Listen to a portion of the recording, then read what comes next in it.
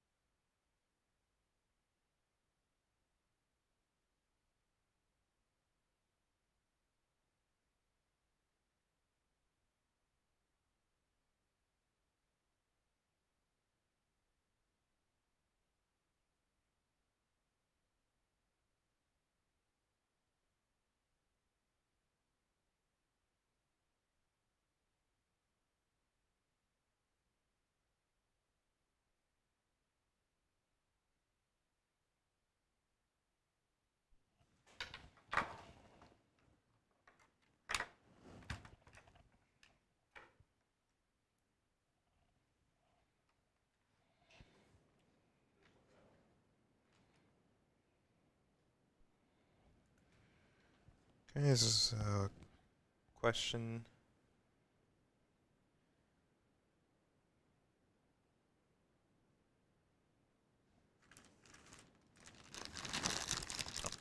Is there a mantra you recommend to keep positive in these troubling times?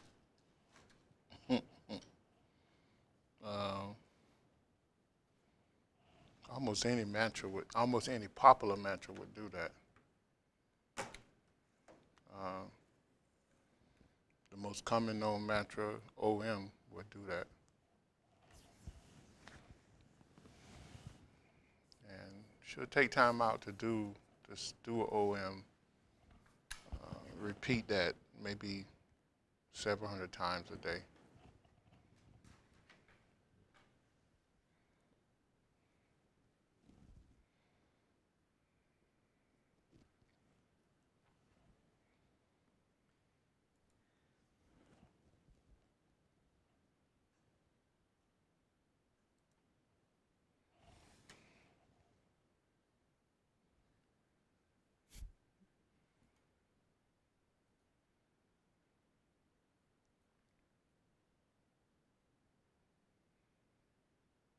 Okay.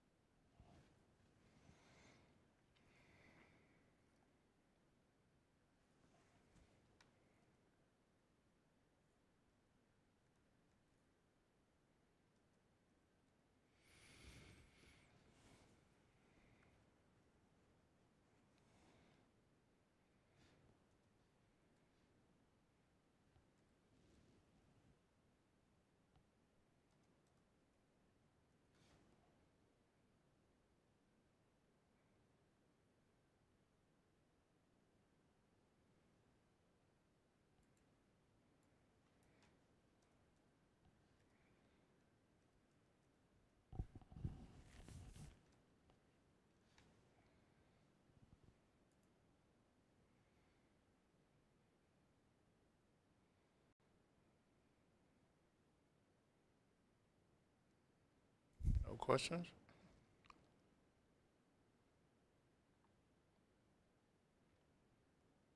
Does it take a long time to raise the Kundalini?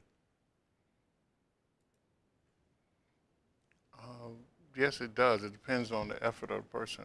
It can take lifetimes to raise Kundalini, or you can raise Kundalini within 10 to 12 years. Some people have known to do it in 5 years, but it depends on their karmic configuration.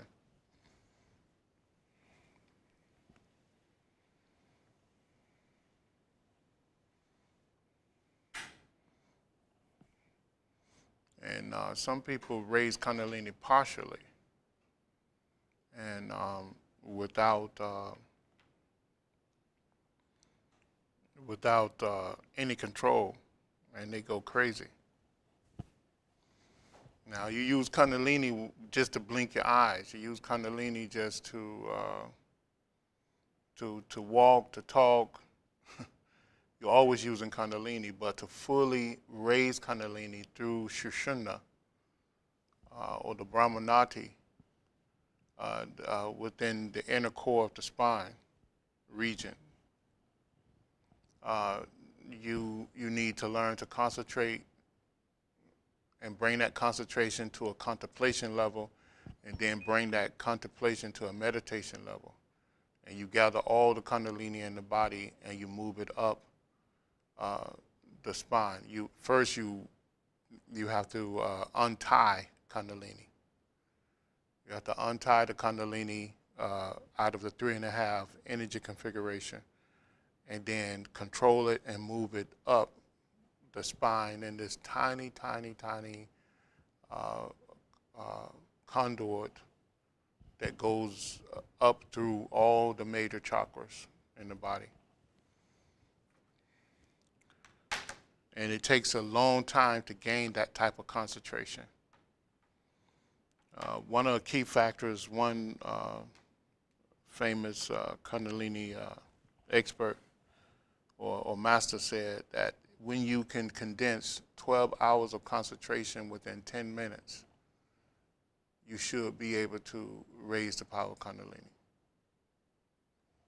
And that's concentration, meaning a single thought, placing your mind on a single thing without fluctuation.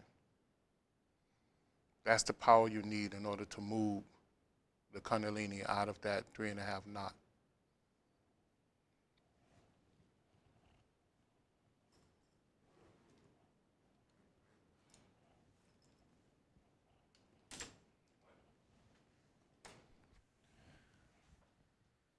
What is the best mantra to stay connected to Source?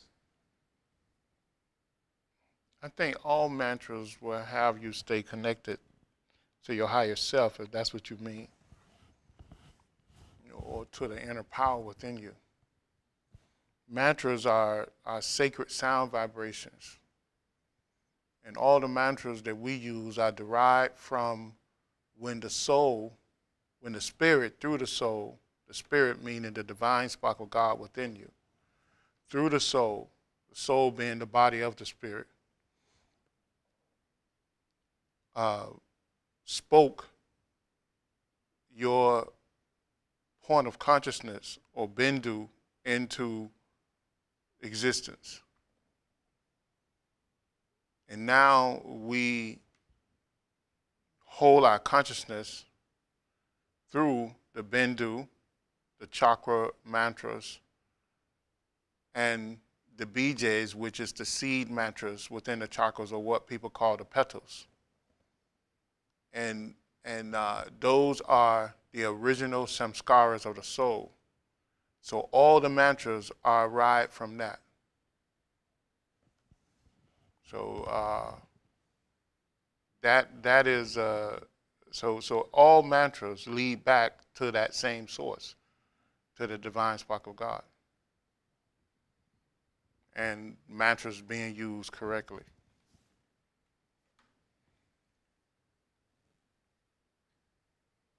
Are you a proponent of any religion? If so, which? I believe in all religions that was started by a cosmic being, in my opinion, or a bodhisattva. All of them brought some type of truth to the world. So I believe in Christianity. I believe in Buddhism. I believe in Hinduism. I believe in the Jewish religion. I believe in the Zoroaster religion, and I will follow the truths of the true mystic teachings of Laoze, I Ching, Sankachara, Ramakrishna. So it's many what I call emissaries of God came at different times, different places in the world that brought truth to the world. No one religion has all the information.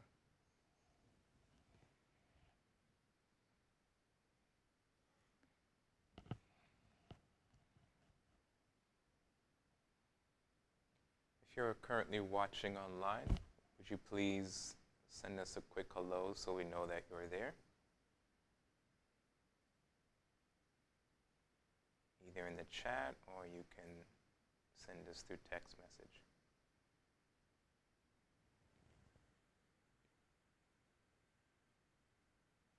Thank you.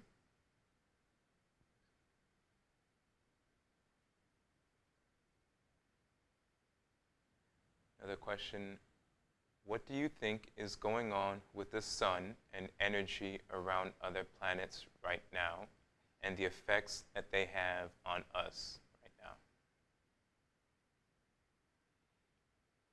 Well, this is the energy radiating from the sun. We've been told in ancient teachings how this worked. I think a lot of scientists took notice of it, but refused to talk about the source of it. The sun in ancient teachings is the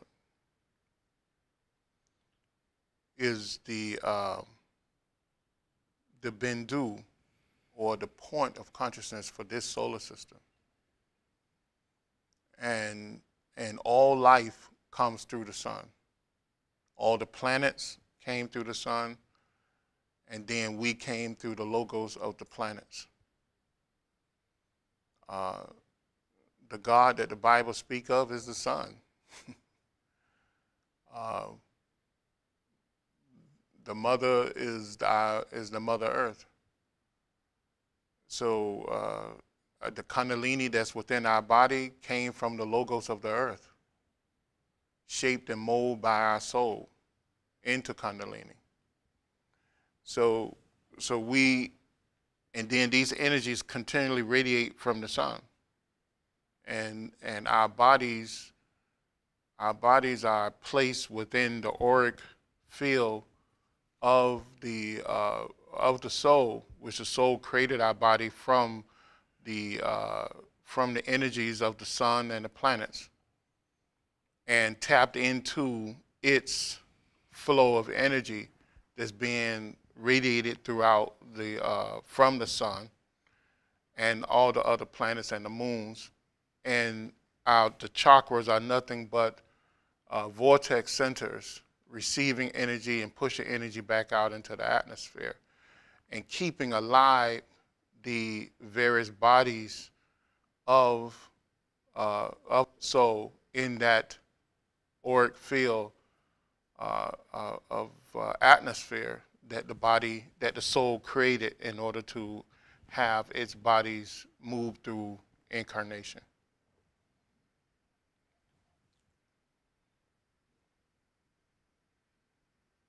Did I answer your question?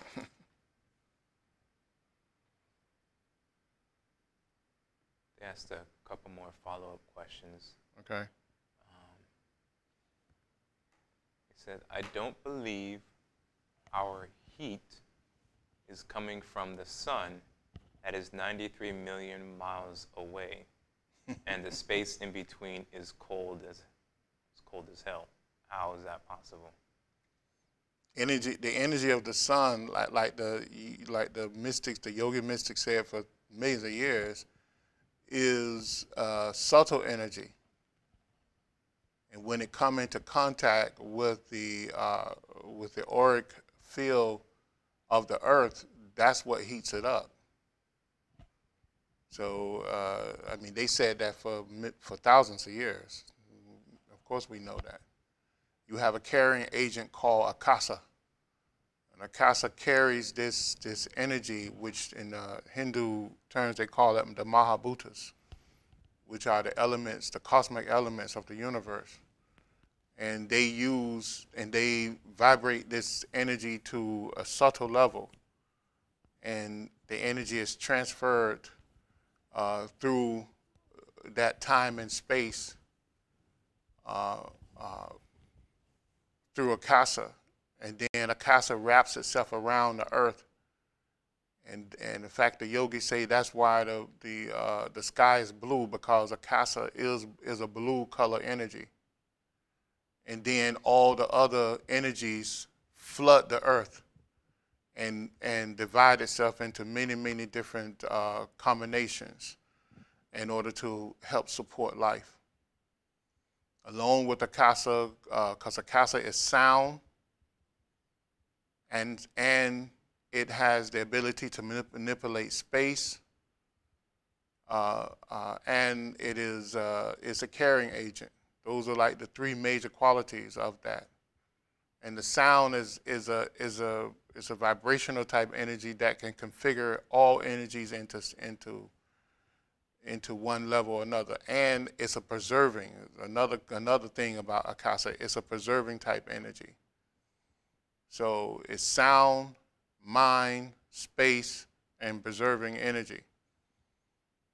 So, I mean, you're right, it is cold between the earth and the sun, but the energy vibrates to a subtle level and then transport itself here to earth and all other planets.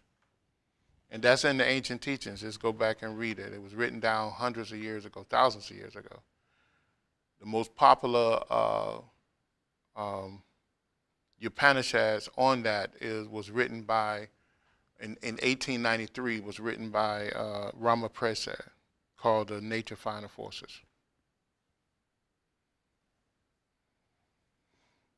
Can anyone access the Akashic records? And if so, how do you access it? To truly access the Akashic records, you have to go to the highest level or correct level. You have to go to a meditative state. But you can access the Akashic records through contemplation as well, through a contemplated state. And that's someone with a high degree of psychic abilities. The lower psychic or basic psychic abilities, you see a reflection of the Akashic records. It's almost as though you're looking at a lake that's calm, and you see the reflection of the sky and the clouds in the lake. That's what basic psychics see when they try to look into the Akashic records. They see a reflection of it. But as you develop your concentration and contemplative practices, you can actually tap into the Akashic records, which is everywhere. So the more you refine your concentration and the more you refine your senses, then you can move and look into the Akashic records.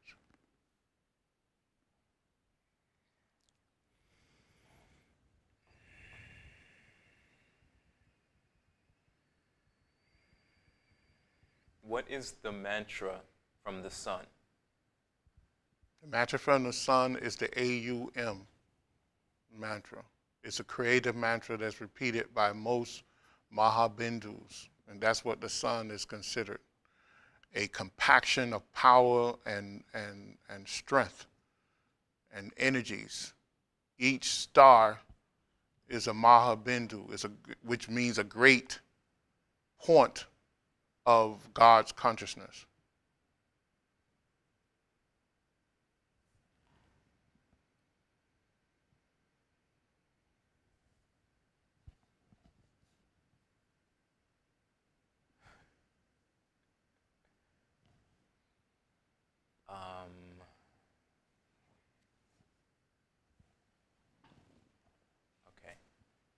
Are they using light bending technology to keep us from receiving light codes that allow our DNA to upgrade? Are who doing that? I think it means light codes from the sun that's supposed to upgrade our DNA. Are they blocking that? No, we block our own advancement. That's something else. And if you go back, if you want to study psychic and spiritual development, study it, and you'll see that we, through our own auric bodies, we contaminate our auric bodies. We contaminate our auric bodies through thought, through speech, through drink, through food, and through association. We contaminate our auric bodies, and our auric bodies work on a series of energy flow. That from the Kundalini, when the Kundalini is a vehicle of consciousness for basic man.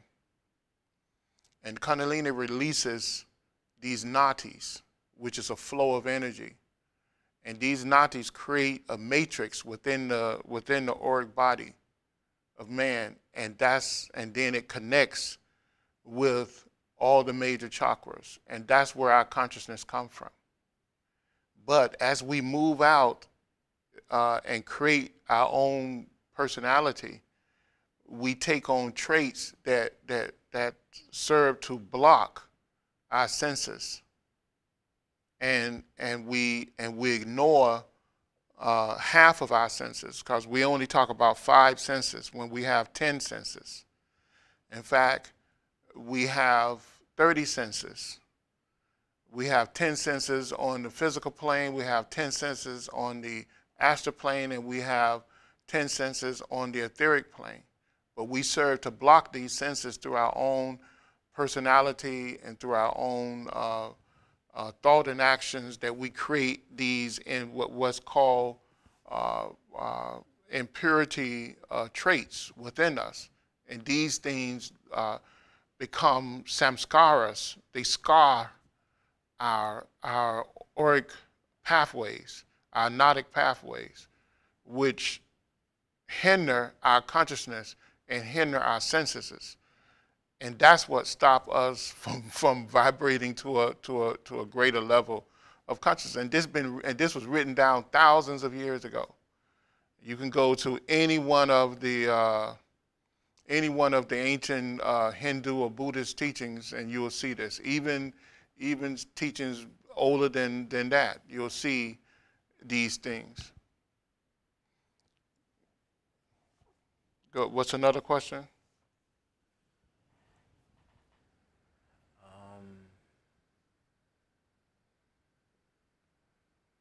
What is the best way to cure sickness? There again, I mean, it's manipulating the energies of the body. And the energies of the body, however we take in that energy, we breathe through breath, through subtle transference of energies on the 5 major pranas we take in, through drink, through eat, through right thought. And there's a series of techniques, spiritual healing techniques, that you can learn in order to boost those things. And there's hundreds of books written on this too.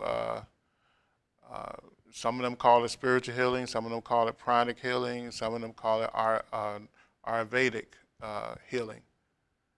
And you can tap into, I mean, you can study this and choose the techniques that's best for you.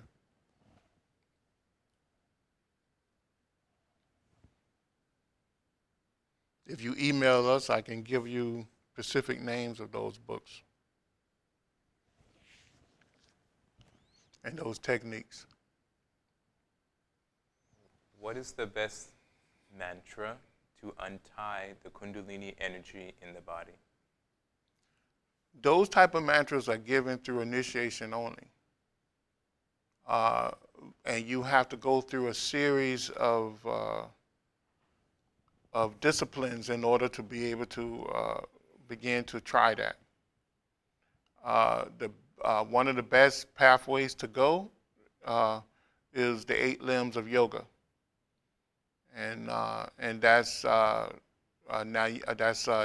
number 1 is yama, number 2 is niyama, and yama is control of thought and actions.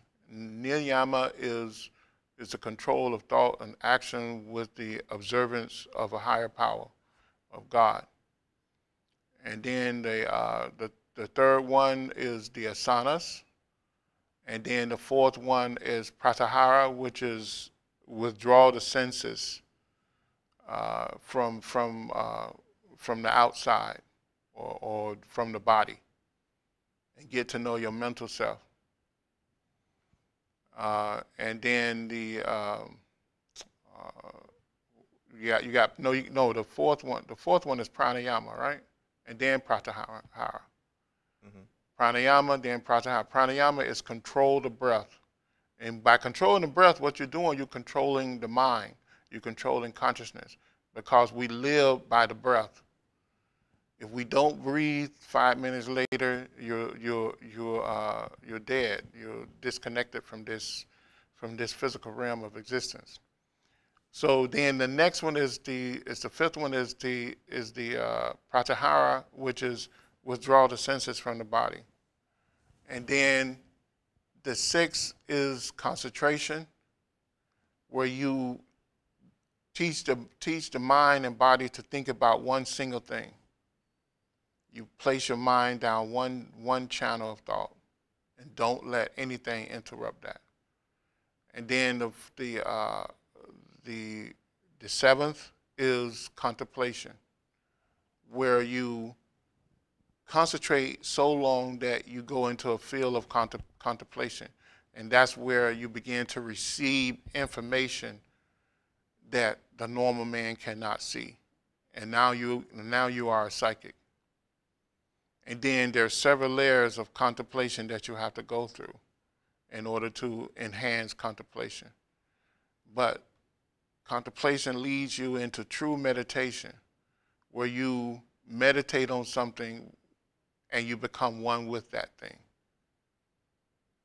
And it's at that point that you receive the mantras in order to unravel the Kundalini and move the Kundalini up the spine.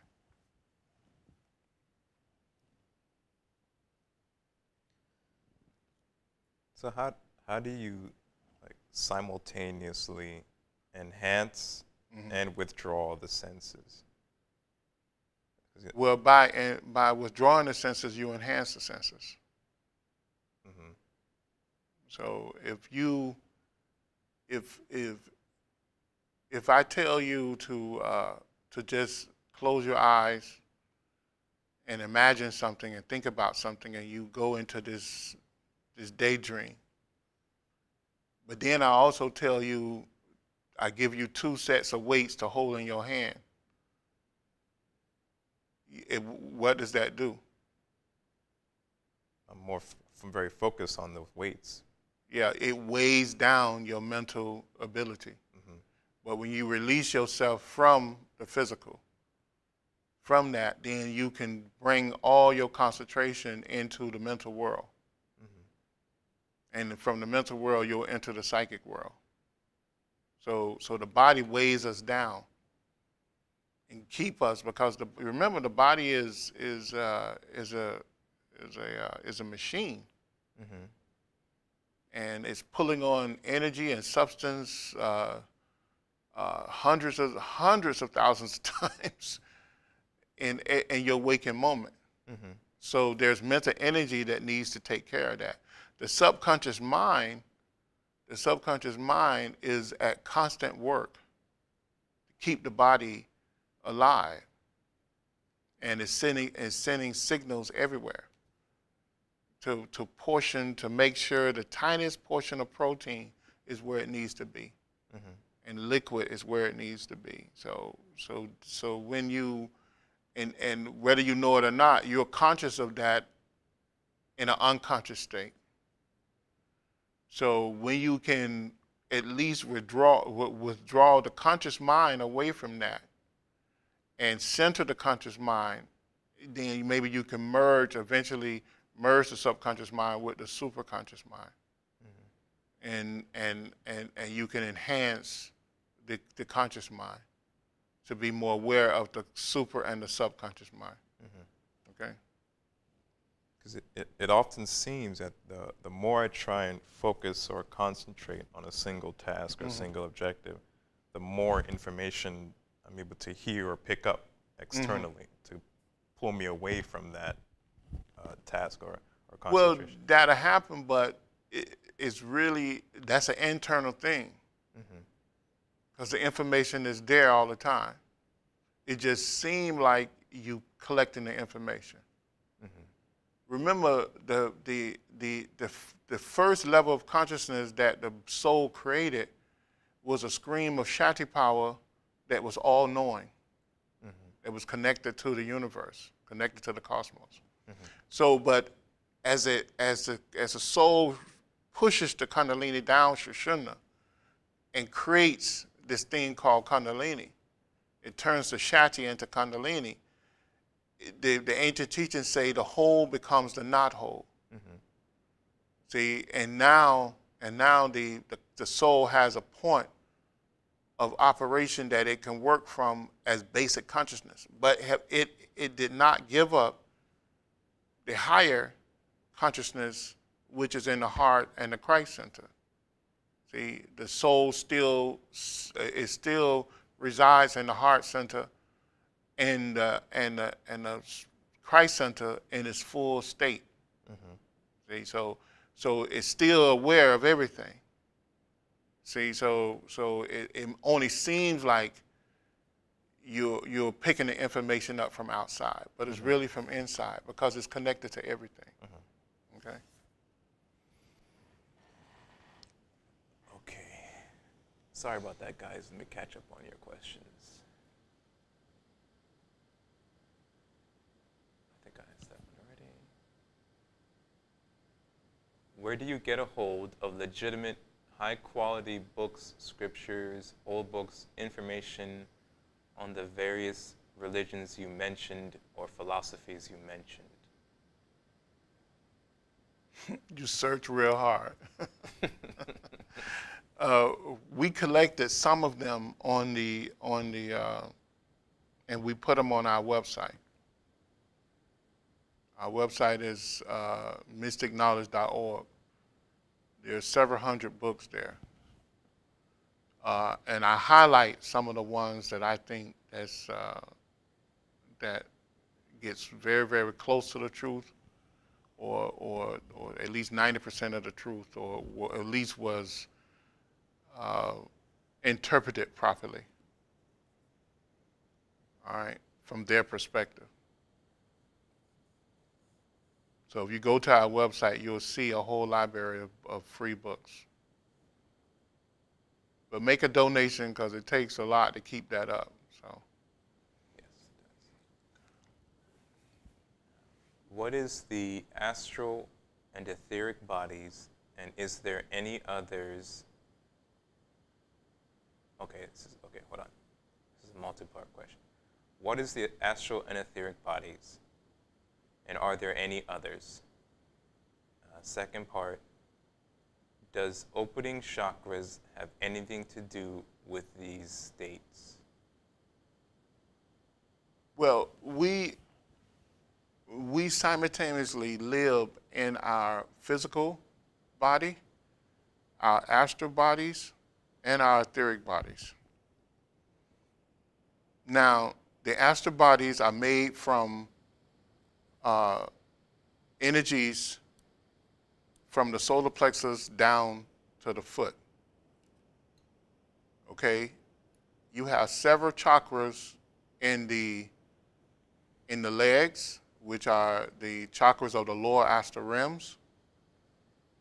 And you have 7 chakras above the legs, starting at the Muladhara chakra, which is the base of the spine, going all the way up to the crown center of your head. Now, the three chakras, which is the base of the spine, the sex center, and the solar plexus center, these are the higher astral realms, in my opinion. The lower astral realms are below the base of the spine, and we're talking about position, and we're talking about mental activity, and we're talking about mental portals that we can travel through in order to get there. So, and then the chakras that start from the heart chakra up is made from the etheric, the bodies are made from the etheric body is made from the chakras from the heart chakra, throat chakra, Christ chakra, and crown chakra. All the chakras above the solar plexus center is the energy. The energy is used from there to build the etheric bodies. And that's the difference. Now, if you were to project, because you can mentally and psychically and physically project to these realms, in your projection, when you go into the lower astral realms, or even the upper lower astral realms, when you project from your body, you'll see yourself going down to those realms. Some people train themselves to exit through the solar plexus center, which is the highest the highest astral realm. Ends at the solar plexus center. So in your astral projection, that's where you go. In your etheric projection, you go to the realms above the solar plexus center, which is the heart chakras and up. And that's the difference, if you can understand that. All these realms take up the same space, but they vibrate on a whole different material level and mental level. So that's the difference too.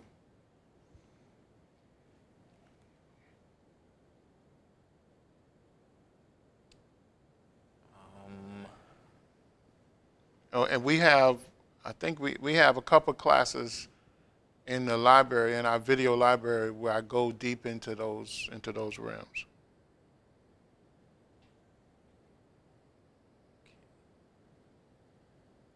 Who are the souls that came down through the black sun, aka Saturn?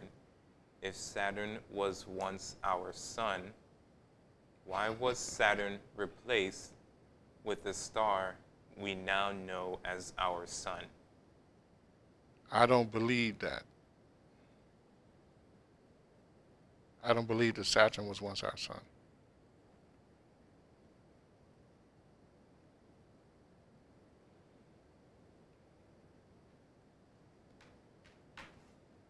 Saturn is a planet that came from the sun many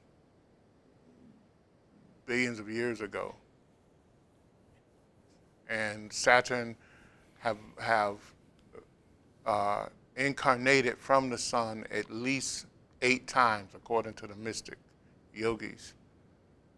So Saturn is chosen, and a planet only have to be incarnated 7 times. Saturn chose to be here an 8th time in order to help the solar system.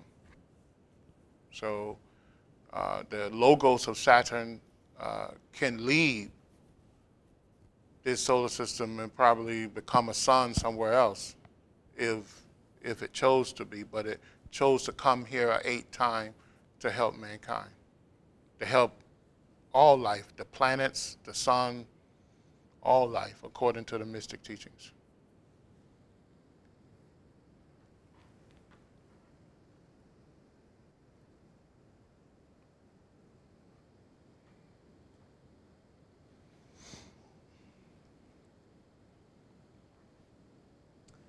Okay, this is a multi-part question. We've discussed that mind and prana are cosmic energies and that mind molds prana. Universal mind is pure and cosmic mind is distorted. Is cosmic mind manas? How do you tap into universal mind? Cosmic mind is not manas.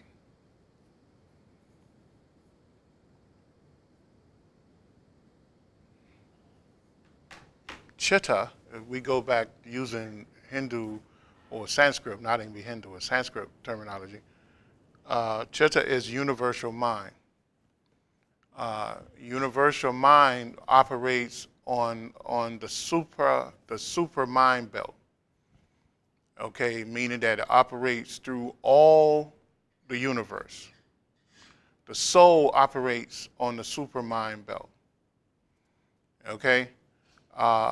Part of the crown center operates on the super mind belt.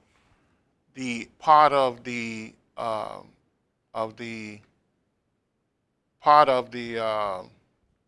every chakra operates on the super mind belt, but especially the Ajna chakra, the Christ chakra, the third eye, operates on the super mind belt. Now, the thing that defines manas is when mankind tap into the mind belt and cause a domino effect within the mind belt. And then that mind belt, it creates another mind belt within it called manas, which we operate on. And we stay there until we work out our domino effect, in other words, if you can understand that. It's like you have the internet, and then you create a network that operates with the internet, you know. So, and that's one way to explain it, you know. All of us have a network inside our house that but we tap into the main internet around the country and world. So, but it clearly is the teachings clearly to say that manas is man tapping into the universal mind and distorting it, because manas is a distortion. Just like the astral world, the astral planes is a distortion of the etheric planes. You know, we are told that before man fell, there was Adamic man. And Adamic man was here for 3,000 million years, for 3 billion years, before the man that we know now came here. And that, and Adamic man, their base of the spine was at the heart chakra. So they were etheric beings that did not need the gross realms of existence to gain experience in order to move on. But when the lower man was introduced here, when he fell from his level, then they had to create the astral realms, which is nothing but a distortion of the etheric realms.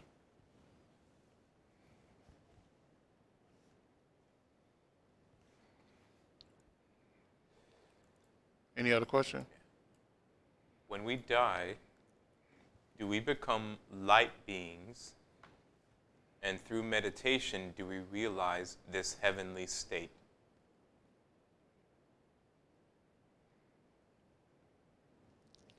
Um, No. Yes and no. what do you mean by light beings? I mean, if you were able to go to one of the lower heavens and the lower hells, when you get there, you will be able to grab onto your arm, pinch yourself, and you'll be just as solid as you are on this plane. In fact, you'll be more solid because the molecules of the astral realms are closer together. And they have landscapes, they have buildings, they have a lot of the stuff we have here. In fact, we copy off of them. So this whole light thing, and it's a joke. I mean, and see, we only get part of the information when people begin to exit the earth. I mean, exit the physical plane. They do have there is a light show. If you go home now and for the next 21 days or 60 days you practice astral projection, you're gonna have one light show after another until you exit the body. But once you exit the body, you're gonna say, wait a minute. This building is just as solid as as the one back at my house. So once you achieve that ability to project, the main difference you're going to see that you have control. You are in a risen body, and you do have control over your astral body more than what you have over the physical body. But you still have to gain control over your desires, because the minute you think about something that you want to see in the astral body, you move at lightning speed to that place. So you have to control your thoughts, because you interact with the mental world better on the astral planes, the same way you interact with the mental world better on the etheric planes. It's only on this physical plane that there's a disconnect. But yeah, the astral place, the astral worlds, the astral heavens are just as solid as physical as this place. Now, on the etheric planes, same thing. It's solid. It's physical. There is much more light on the etheric planes. There's tremendous light. There's lights around the body, lights around. It's almost hard to even explain the way it appears on the etheric, on the higher heavens or the higher etheric planes. There's a greater light there. But the planes that most people live on, from the solar plexus center all the way down, that's where the greatest population of Earth is right now. It's different, but there's light there, but it's not as much light as there is on the higher plane. And the further you go down, the less light you have. There's light, but there's a different type of light.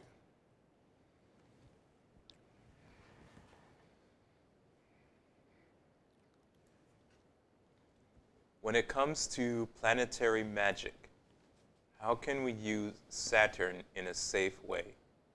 Are Saturnian and Martian or Mars energies similar?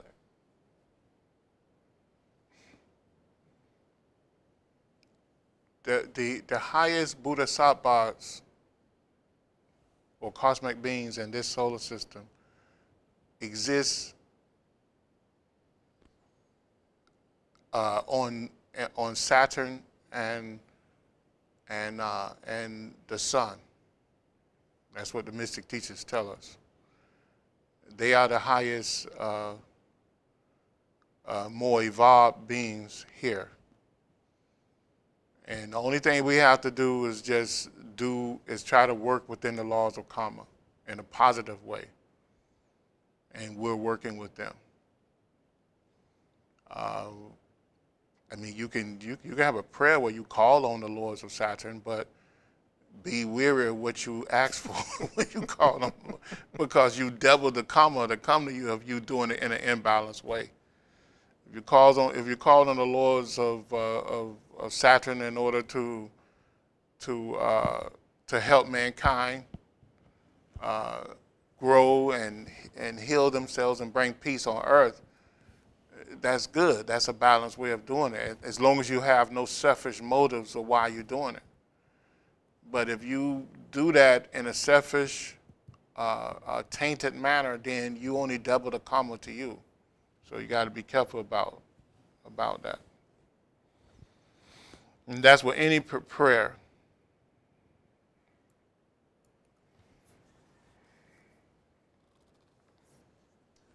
So are humans?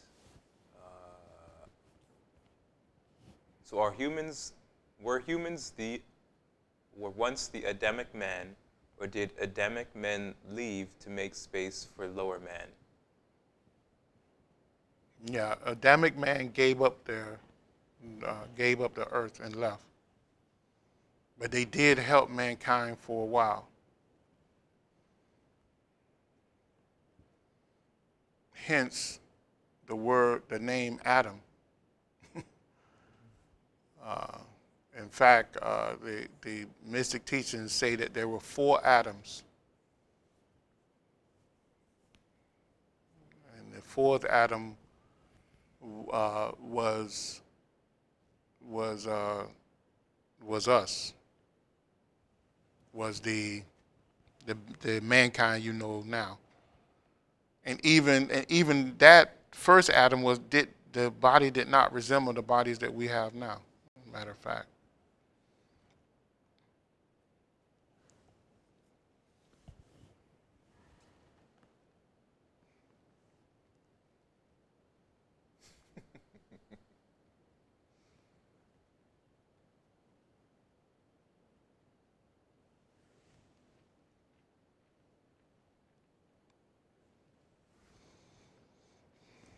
You can read about the Adamic man, I think, in Alice Bailey teachings, also in the Secret Doctrines by Madame Blavatsky, and that's with the Theosophical Writings. I think we have a copy of those books on the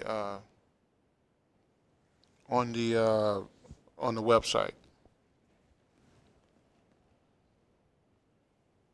Also, I think some of the Rosicrucian people spoke about the Adamic man too, so you can look through that. Yeah, but it's very convoluted.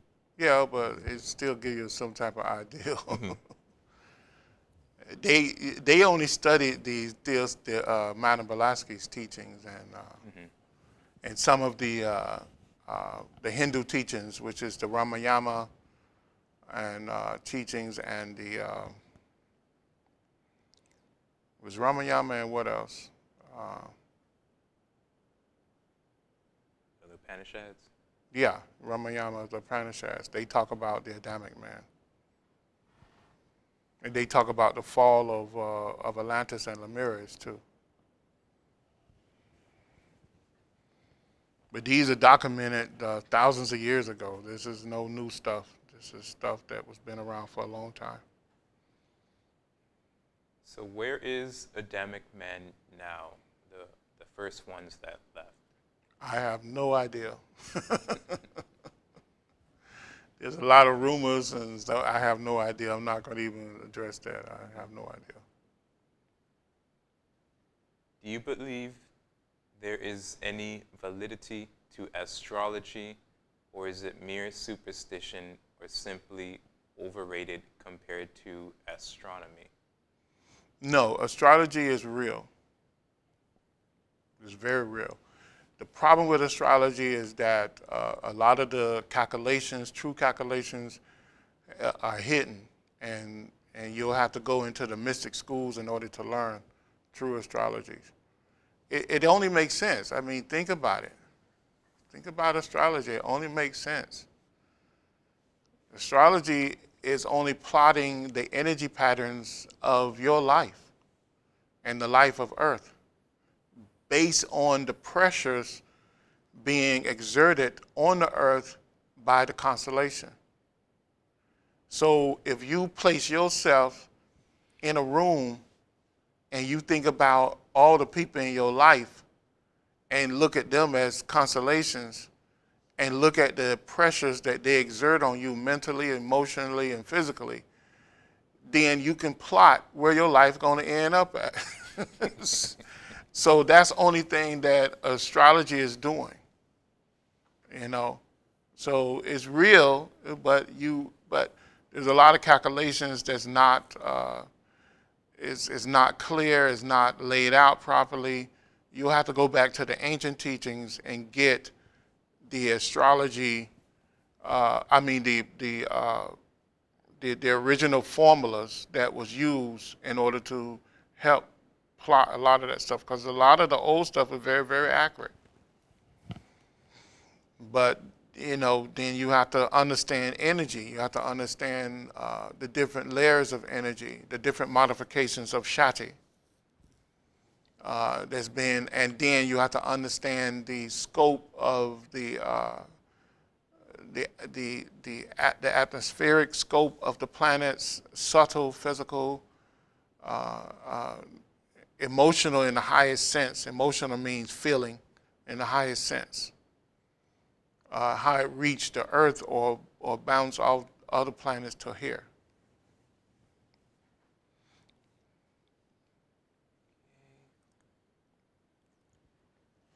Why did Gaia, the Mother Earth, agree to allow us reckless humans to be here?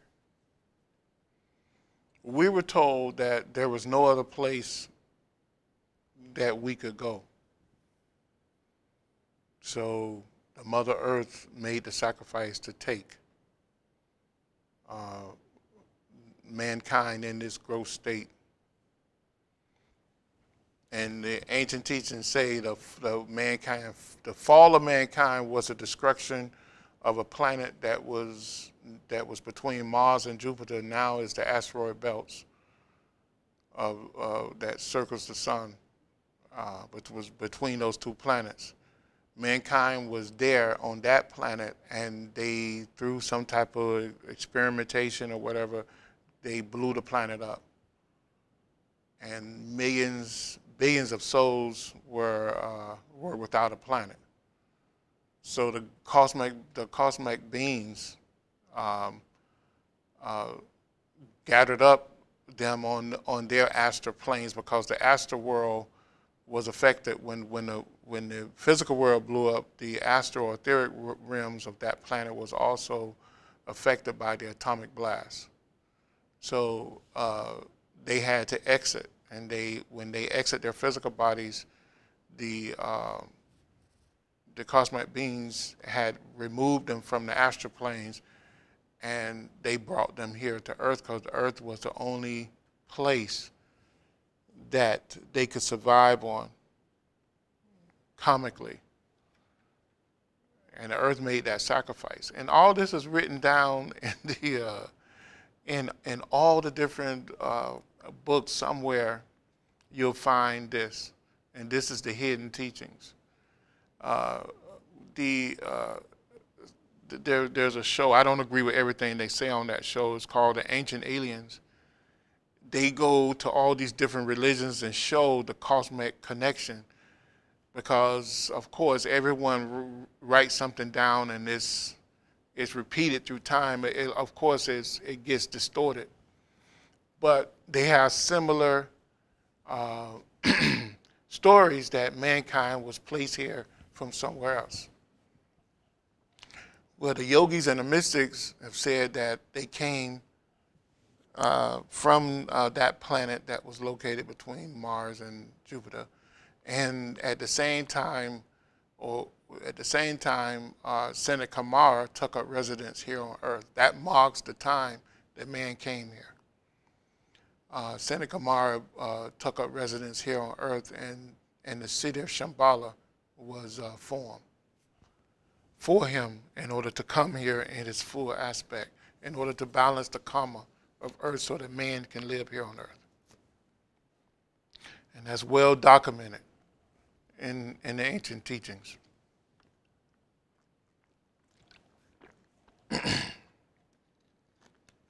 Is there a devil or Satan?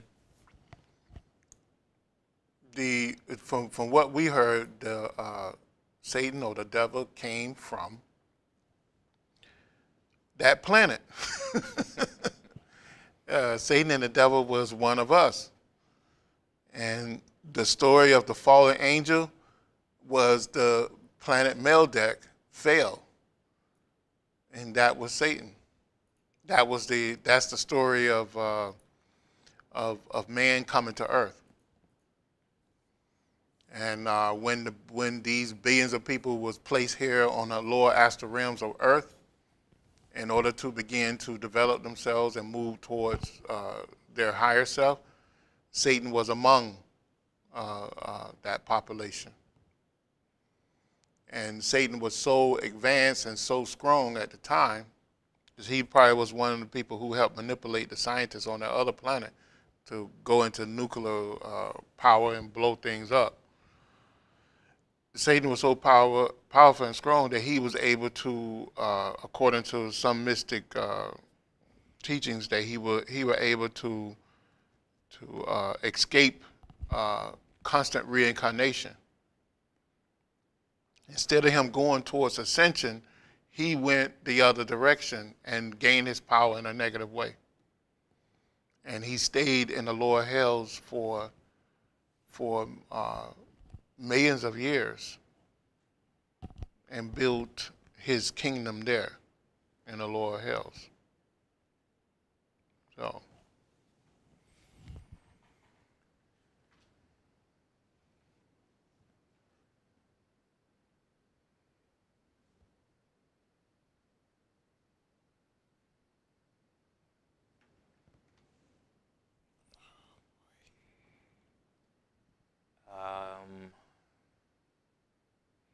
Do you believe that the reason YouTube shut down was due to footage of something striking the moon?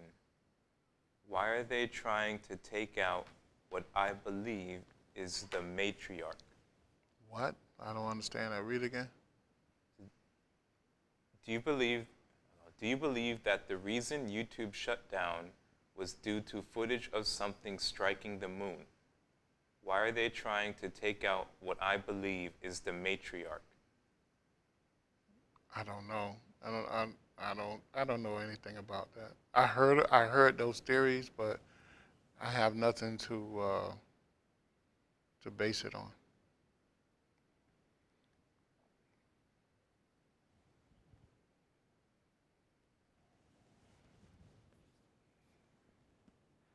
I mean, it's obvious from a lot of photographs and pictures that there was someone there. There was moon bases there before man got there. That's obvious. There's too much evidence that was released that NASA couldn't continue to hide. And then even years before man went to the moon, almost decades before man went to the moon, the mystics were saying that there was old space stations on the moon. So the mystics and the yogis had said that the ones who was able to raise Kundalini to the throat center and exit the earth, because you have to raise Kundalini to the throat center in order to actually project in an etheric form, to be able to project outside of the physical earth. And they stated that there were stations. In fact, they stated that there was glass or plastic-like buildings there on the moon. And when scientists went there, they found those glass or plastic-like structures. So, and they stated that decades before. Before man even went to the moon.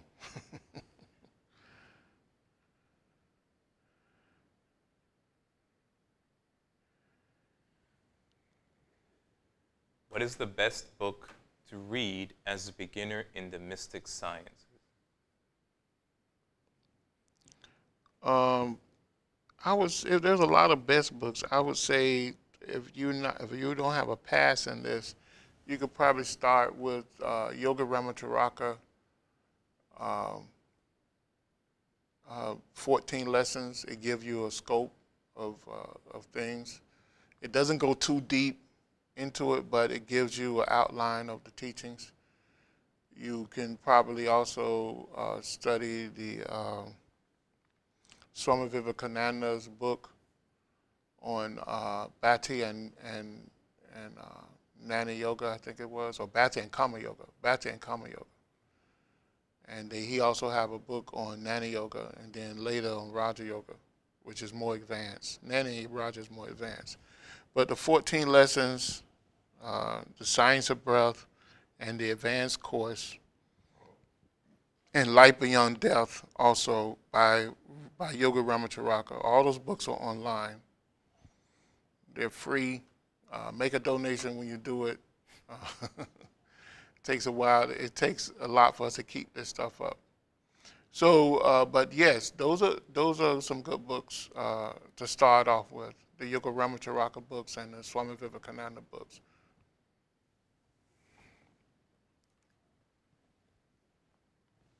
What can be said about the moon being in void?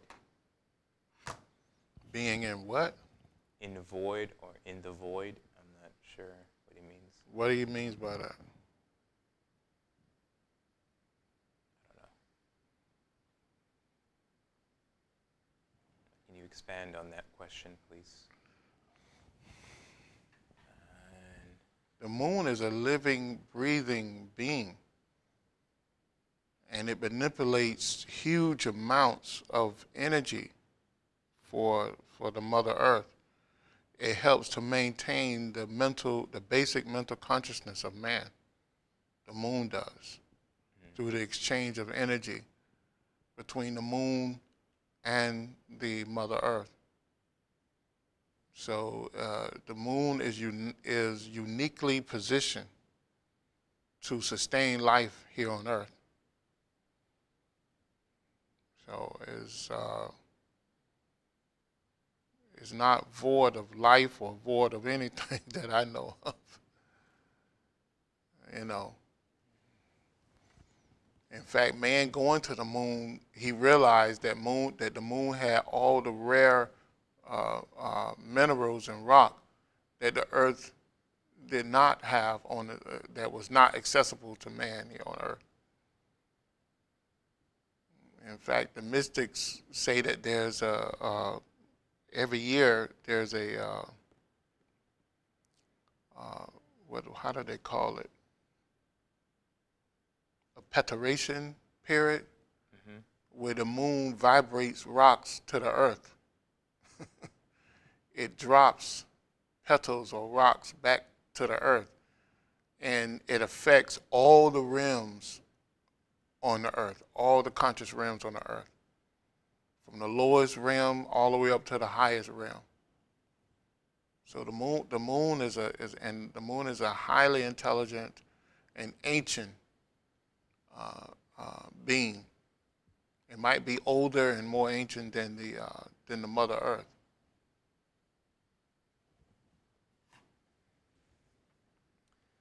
So as a follow-up question to the Satan question. So to clarify, Satan was a being that raised Kundalini and ascended and is now residing in the lower hells that is now its kingdom. Also, the fallen angel is the planet, not Satan itself. It's both. It's not the planet, it's the people from the planet. It's not the planet, it's people from the planet. Satan was here on earth. We believe, I'm one of the mystics that believe and know, I know for myself, that Satan was destroyed and evicted from the lower hells. And there was a battle which the Bible called the Battle of Armageddon. That took place already here on earth. And there were advanced cosmic beings along with some adepts here on earth that actually went and took out Satan. But now, of course, Satan's lieutenants and captains are still there fighting over his stuff, over his mansions. But yes, Satan did exist here for 18,600,000 years in the lower hells, according to the mystic teachings, and recently was evicted.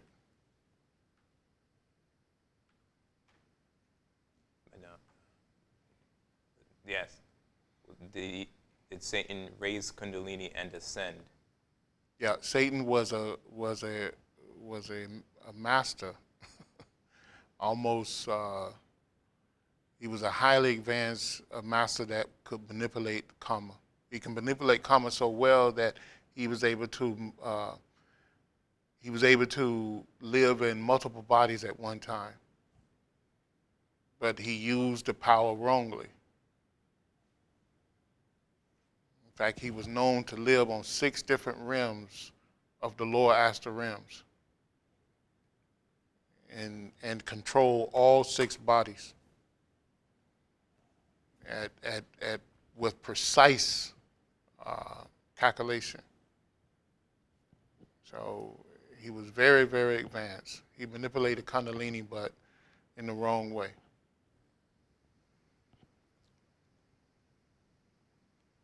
Okay, the moon being in void question, he says void is when it is in between aspects. It says to be in void in astrology is when the moon is between signs.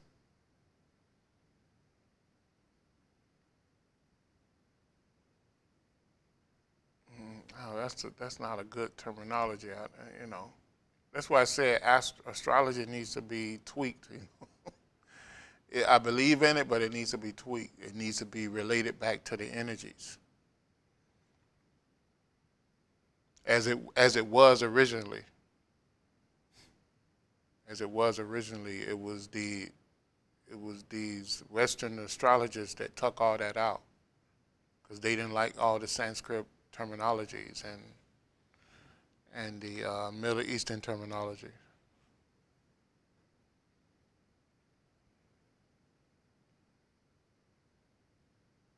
But what I stated about the moon is concrete information about the moon from the ancient teachings. So without the moon, you could not enjoy the thoughts in your head.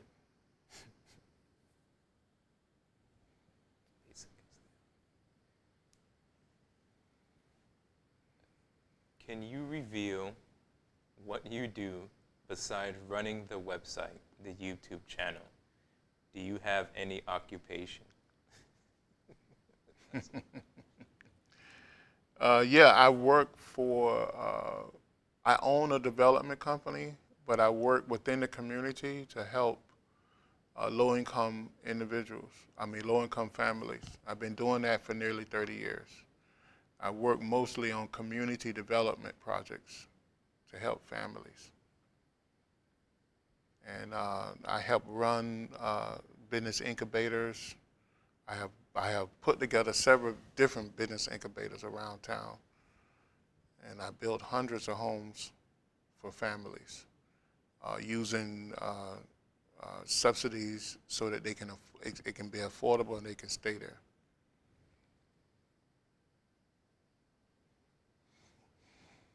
And we run a group for the Etheric Society as well. We do prayer circles, healing, weekly healing circles for people in the world.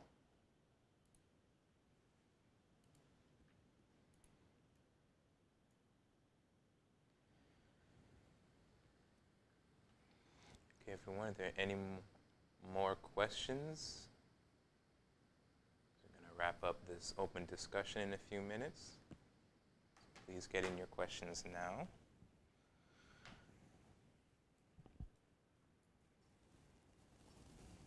Did we get to everyone's questions? I believe so.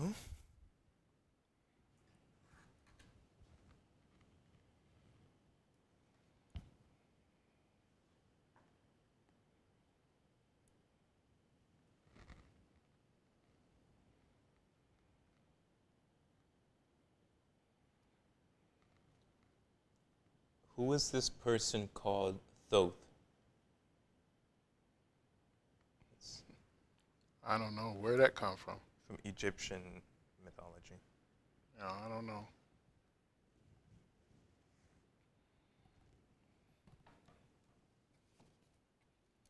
I'm not up on my Egyptian, but what's the name? The Secret Doctrines talk a lot about the Egyptian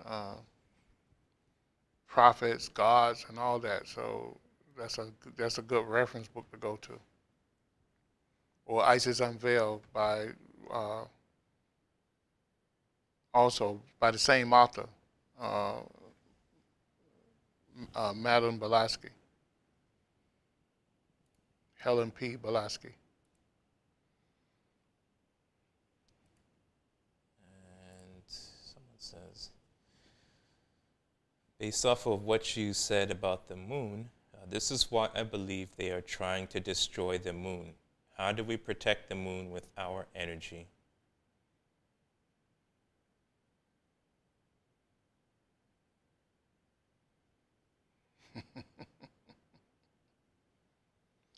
I don't think we need to protect the moon. I mean, we do need to protect the moon, but I don't think we need to worry about that. I think the higher beings will do that.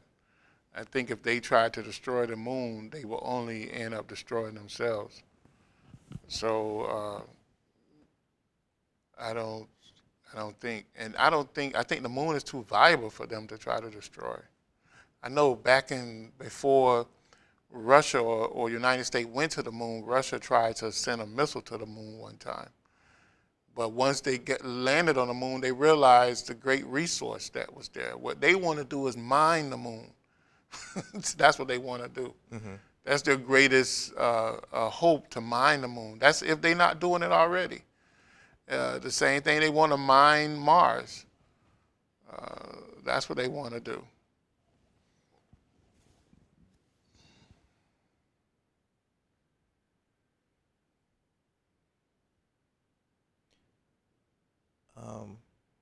Did the whites, I assume it means white people, get tech from the angels or demons?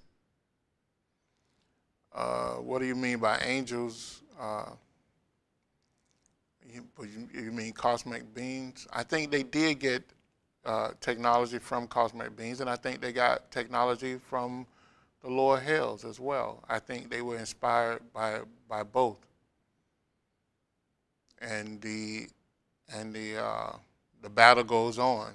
You know, there's a constant balancing of that.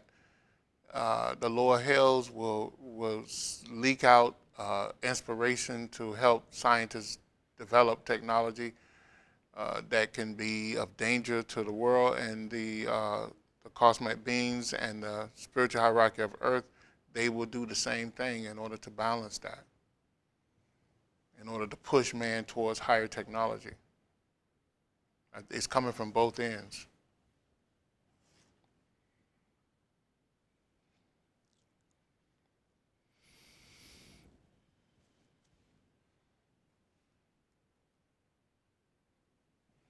It says Thoth was a person of Atlantis. Was there such a place?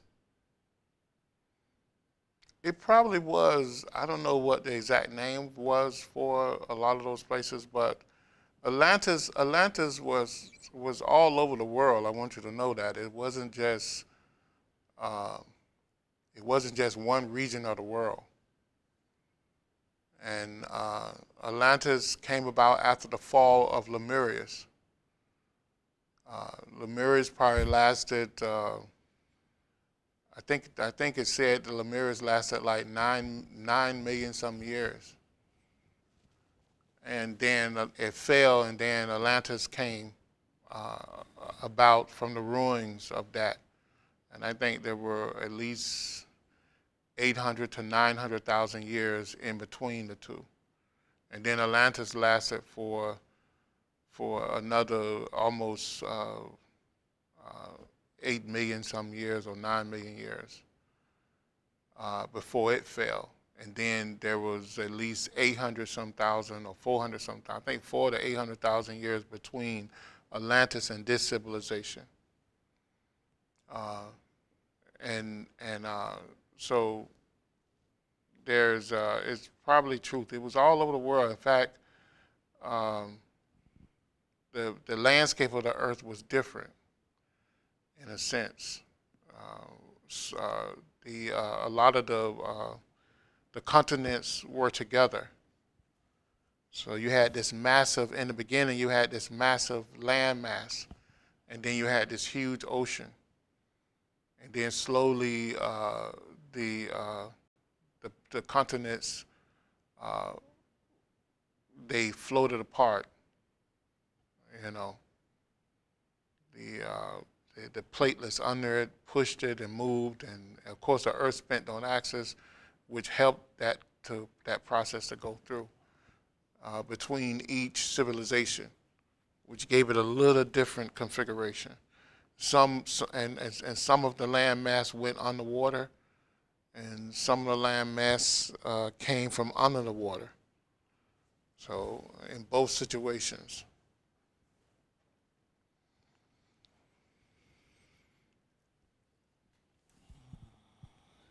What rituals can we do to help protect the planets and help raise the vibrations here on Earth? Well, like I said, the planets are highly spiritual beings. You can't look at the planet as an object. They are the logos of this planet have went through countless incarnations. And in fact,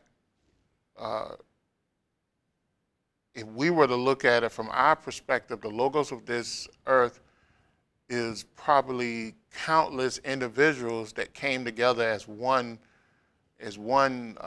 being, and now it exists as the logos of this earth, and its consciousness expand throughout the galaxies.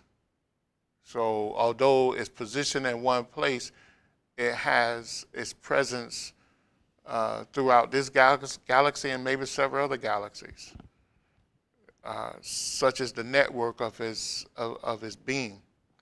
And every planet is like that. So before we can actually, and we understand karmically, because mankind destroyed the planet we call Meldeck, that will not happen again.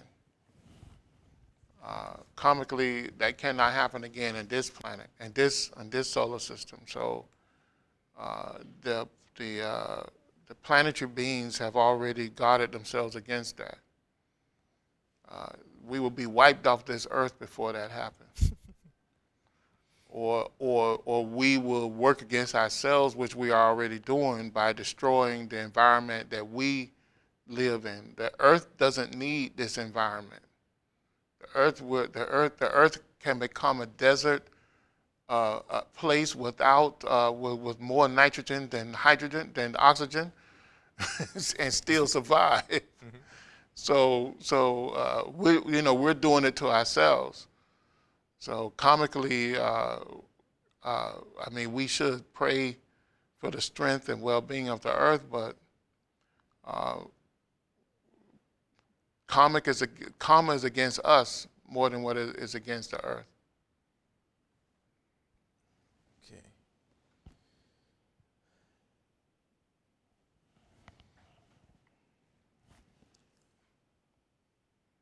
Is the earth flat? No. No, move on. So why do people think that in 2018? They need an awakening. Let's see.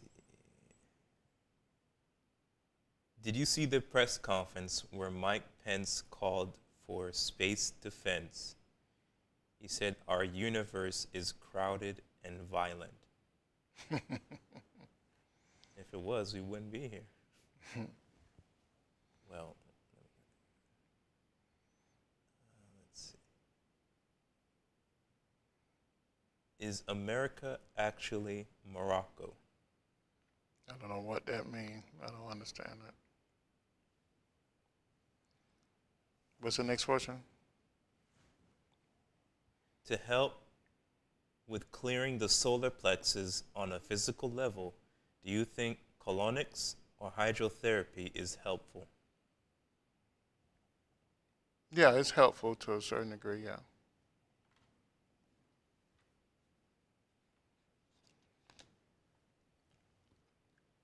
It says, what is... If you study Kundalini, if you study Kundalini yoga, they recommend stuff like that. So,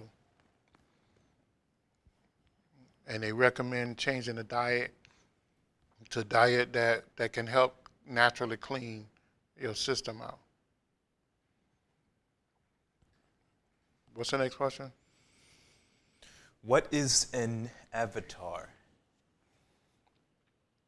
An avatar, what we consider avatar is a cosmic being. It's someone who have risen Kundalini up past or up to the Christ center and past the Christ center. We also consider our avatar a bodhisattva, someone who have came from another realm of a higher, advanced, higher, ultra etheric realm, such as the ultra. Most of the people on other planets live on an ultra etheric realms above the crown center. They exist in a realm or space that it would take us millions of years to get to. So, that's a cosmic being, and that's what the ancient, the Hindus, the yogis, the Africans, when they talk about the bodhisattvas or whatever, that's what they're talking about. That's the cosmic beings. All right, everyone. That'll conclude today's open discussion. Thank you for tuning in. The next series we will start will be lessons on Nature's Finer Forces. You can find a copy of that book to download on our website, or you can purchase a physical copy from Amazon. That's by Rama Prasad. And then after that, a lot of you voted on starting 14 lessons by Yogi Ramacharaka. So if you want to start reading on that, that book is also available online on many websites, including our own, and you can also purchase a physical copy through Amazon. Also, feel free to view our previous classes. There's a lot of information there, and it'll help you to digest the material that we go into moving forward, and also answer a lot of your questions.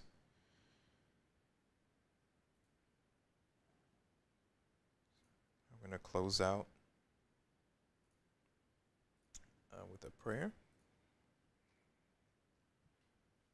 You should see the prayer on your screen.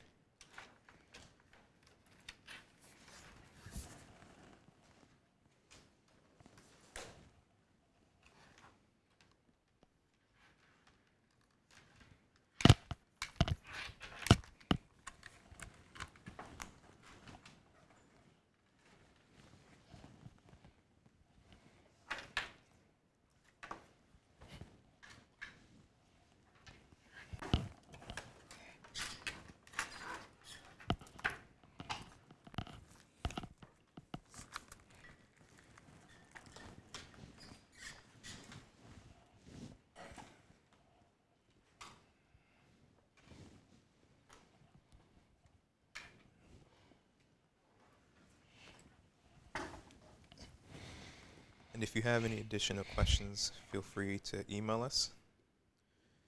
we can either answer them via email or we'll answer them at the beginning of our next class.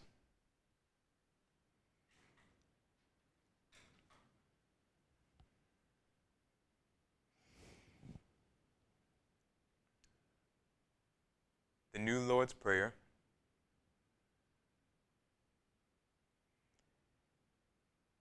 O divine and wondrous Spirit, O everlasting Lord of hosts, send forth now through me thy great and lasting power.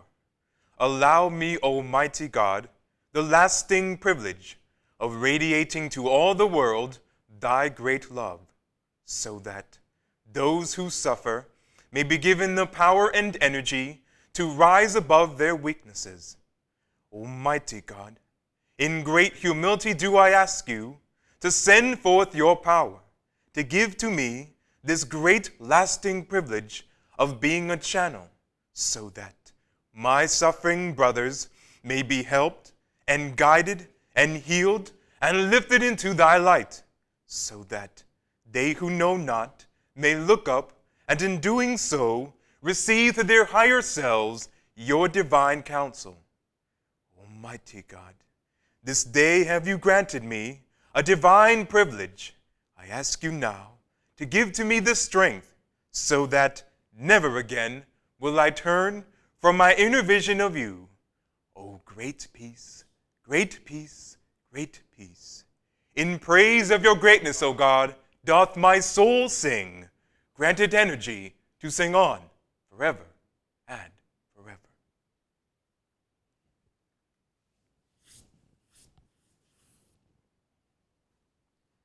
Thank you for watching. We'll see you next time.